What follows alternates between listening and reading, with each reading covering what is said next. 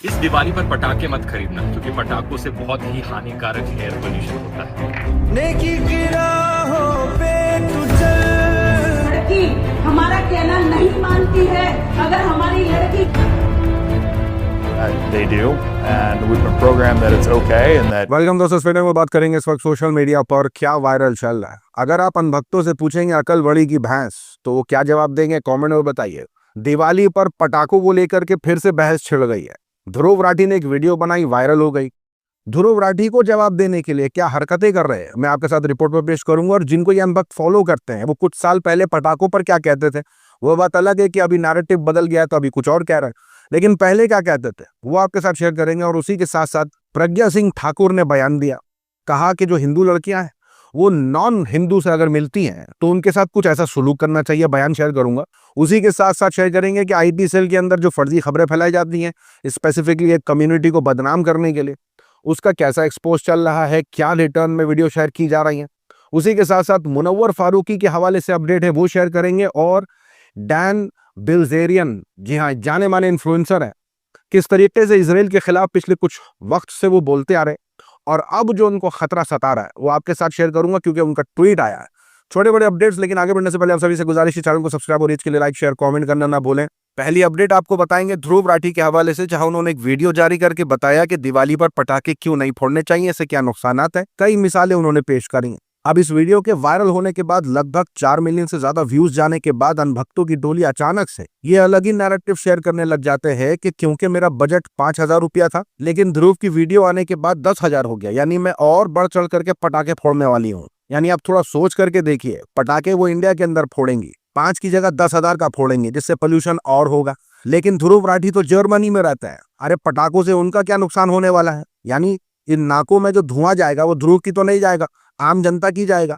यानी अकल बड़ी की भैंस इनके मुताबिक तो कुछ और ही बड़ी लग रहा है। दूसरी तरफ सोशल मीडिया पर यह वीडियो वायरल है जिसके अंदर कहा जा रहा है कि कैसे दिवाली पर मुसलमान मिठाइयाँ, कपड़े, यानी जो जरूरतमंद हैं उन्हें बांट रहा है। यानी वो लोग जो चिढ़ाने के लिए ध्रुव राठी को कि 5,000 से बढ़ा करके हमने अपना पटाखों का बजट 10,000 कर दिया है, सोशल मीडिया पर चल रहा है कि उससे अच्छा ये होता कि आप 5,000 से ज्यादा बढ़ा करके अगर 10,000 करते तो वो 5,000 का जो बजट एक्स्ट्रा आप कर रहे हैं वो गरीबों की मदद करने में लगा देते।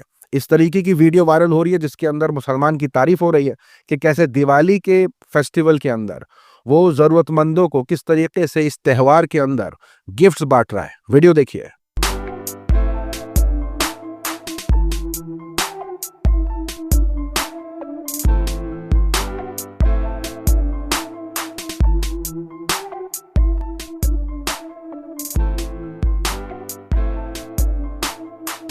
और जिनको ये फॉलो कर रहे हैं, यानी ये अनभक्त जिनको फॉलो कर रहे हैं चिढ़ाने के लिए ध्रुव राठी को, हम जितना भी ज्ञान दे दो हमें फर्क नहीं पड़ता, हम तो पटाखे फोड़ेंगे, जिनको ये फॉलो कर रहे हैं कुछ सालों पहले क्या लिखते थे। ये देखिए, पत्रकार सुशांत सिन्हा है, इनका कहना है अभी हाल फिलहाल कि दिल्ली का एयर क्वालिटी इंडेक्स जो है वो 300 पार पहले से ही है और कल दिवाली है, तो ये इकोसिस्टम जो करेगा ना हरकतें, इस पर नहीं जाने का है, पटाखे फोड़ने का है।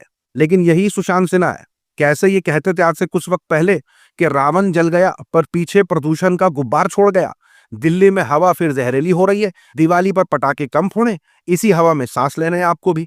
यानी पहले ये नसीहतें करते थे कि भाई दिल्ली में जो पटाखे फोड़ते हैं उससे बहुत प्रदूषण होता है, बहुत पोल्यूशन होता है, लेकिन अभी कह रहे हैं तो क्या हो गया, बढ़ रहा है तो बढ़ रहा है, हम तो पटाखे फोड़ेंगे। और इन अनभक्तों की आंखों में हवा कब भर जाती है, जब इस तरीके के पत्रकार इस तरीके की बातें करने लगते हैं। अब देखिए, वेस्ट बंगाल पुलिस ने यह पोस्ट किया, यहाँ परिंदों का फोटो शेयर करके कहा कि हमारी भी दिवाली है तो रिस्पॉन्सिबिलिटी से सेलिब्रेट करें, यानी एक अच्छा नसीहत था।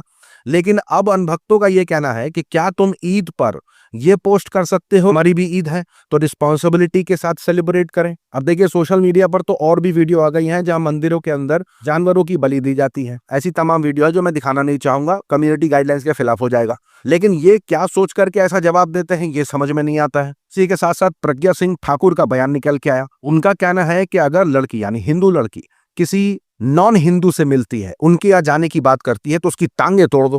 अगर हमारी लड़की किसी विधर्मी के यहाँ जाने का प्रयास करती तो उसके टांगे तोड़ने में भी कसर मत छोड़ना। उसके भले के लिए यदि आपको उसको मारना पड़े, पीटना पड़े, तो आप उसमें भी पीछे मत हटिए। लेकिन इस बयान के बाद ही सोशल मीडिया पर कुछ खबरें आ गईं।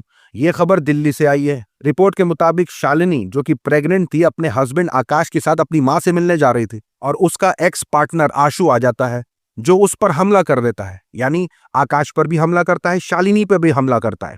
आकाश तो जैसे तैसे ई रिक्शा से उतर जाता है, लेकिन वो शालिनी पर हमला कर देता है, जो कि याद रखिएगा वो प्रेग्नेंट थी।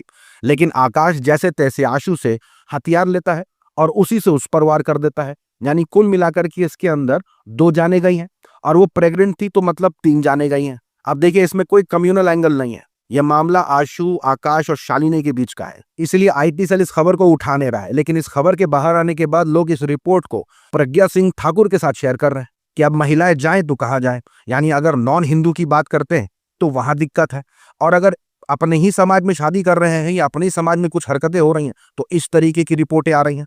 यहाँ देखिए, ये खबर उड़ीसा से आ रही है। ये देखिए, सेल्फ स्टाइल बाबा है।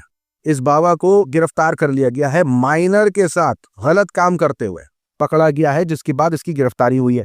अब सोशल मीडिया पर सब सवाल पूछ रहे हैं प्रज्ञा सिंह ठाकुर से कि भाई हिंदू लड़कियां जाए तो फिर कहाँ जाएं। और देखिए, आईटी सेल को कहाँ का वीडियो है, किधर का वीडियो है, कुछ अता पता नहीं है। शेयर करने से मतलब है। जानबूझ करके इस टायर वाली वीडियो को शेयर करके कहा जा रहा है कि पंचर जमात जो है वो एक अलग तरीके का स्कैम कर रहे हैं, यानी पुराने टायरों को नया बोल करके बेच रहे हैं। अब देखिए, ये वीडियो कहाँ का है, ये जो प्रोसेस है ये किस लिए है, कुछ अता पता नहीं है। लेकिन इस वीडियो को शेयर करना है पंचर जमात के नाम से। सोशल मीडिया पर यह शेयर किया जा रहा है कहते हुए कि क्या तुम्हें यह स्कैम नहीं दिखता है। यहां देखिए कैसे ट्रेन के अंदर जो कंटेनर है उसे धोया जा रहा है। ये वीडियो देखिए जिस पर खासा बवाल मचा हुआ है। अब सोशल मीडिया पर यह कहा जा रहा है कि तुम्हें यह स्कैम नहीं दिख रहा। और देखिए, ये भी खबरें चल रही हैं कि कैसे मुकेश अंबानी हो जाएं, गौतम अडानी हो जाएं, इनका मीडिया पर कितना बड़ा योगदान है। यानी अभी जो नेशनल मीडिया है भारत की, उसके अंदर किसके कितने स्टेक्स हैं, कौन किस कंपनी का मालिक है, किस न्यूज एजेंसी का मालिक है, कितनी न्यूज कंपनियां इनके अंडर आई हुई हैं। यानी ये तमाम बहस छिड़ी हुई है सोशल मीडिया पर। और इसी वजह से ये कहा जा रहा है कि अगर आपको लगता है कि टीवी देखने से आपको सच सुनने मिलेगा तो ये आपकी सबसे बड़ी गलत फहमी है। टीवी पर सच नहीं दिखाया जा रहा है और इस तरीके की हरकतें अब मीडिया करने लग गई है। यहाँ देखिए, चित्रा त्रिपाठी का फोटो वायरल हुआ। चित्रा त्रिपाठी बैठी हुई है घोड़े पर और कैप्शन में लिख रही हैं, प्लीज ट्रोल करो, यानी आ बैल मुझे मार। अब होना क्या था, सोशल मीडिया पर ये जो तस्वीरें आई हैं, किसी ने घोड़ा हटा के गधा लगा दिया, किसी ने कोई कमेंट कर दिया और एक ने तो वेलकम मूवी का घोड़े के ऊपर बैठा गधा फोटो शेयर कर दिया। उसी के साथ साथ मुनव्वर फारूकी के हवाले से क्या अपडेट है, आपको याद होगा लगातार मुनव्वर फारूकी को जान से मारने की धमकियां। जी हाँ, अब उसको लेकर के एक बड़ा खुलासा हुआ है, जहां पुलिस ने उन पर होने वाले हमले यानी मुनव्वर पर होने वाले हमलों को नाकाम कर दिया है।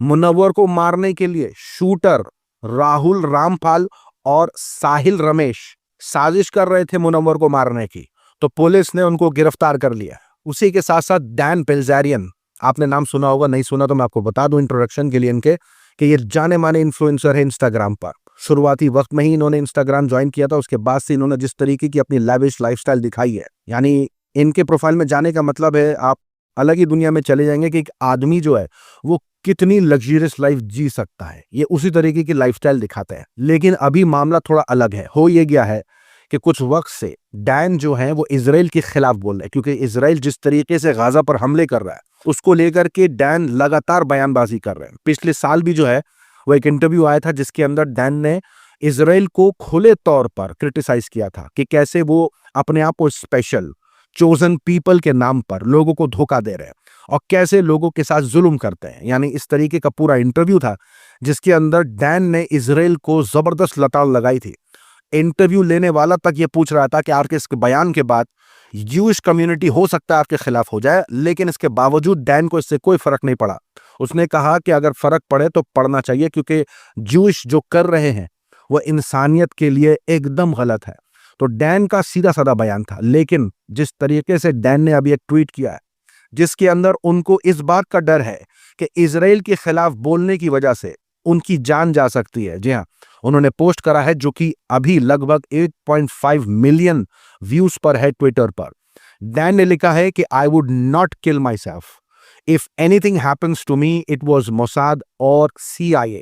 यानी ये बातें चल रही हैं कि डैन डिप्रेशन में है, डैन अपने साथ कुछ कर सकते हैं, उनका कहीं नुकसान हो गया, यानी इस तरीके का कोई नैरेटिव चल रहा है, जिसकी वजह से डैन का कहना है कि ऐसा कुछ भी नहीं है और मैं अपनी जान नहीं लेने वाला हूं, लेकिन अगर ऐसा कुछ होता है तो मेरी मौत की जिम्मेदारी मोसाद और CIA की होगी। और इससे पहले भी, यानी पिछले साल भी, डैन ने इसी तरीके का बयान दिया था कि जब उनको धमकियां आ रही थी या उनको अपनी जान का डर था कि मुझे मारा जा सकता है क्योंकि मैं इजराइल के खिलाफ जिस तरीके के बयान दे रहा हूं, उसका जेनोसाइड करना, उसका मासूमों पर हमले करना, इसके खिलाफ मैं जो बोल रहा हूं, हो सकता है इन वजहों से इजराइल मुझे मार सकता है। यानी इजराइल पर सीधा निशाना है और कहना है कि अगर कभी मेरे साथ कुछ हो गया तो इसकी जिम्मेदारी मोसाद यानी इजराइल के जो इंटेलिजेंस है उनकी होगी या CIA की।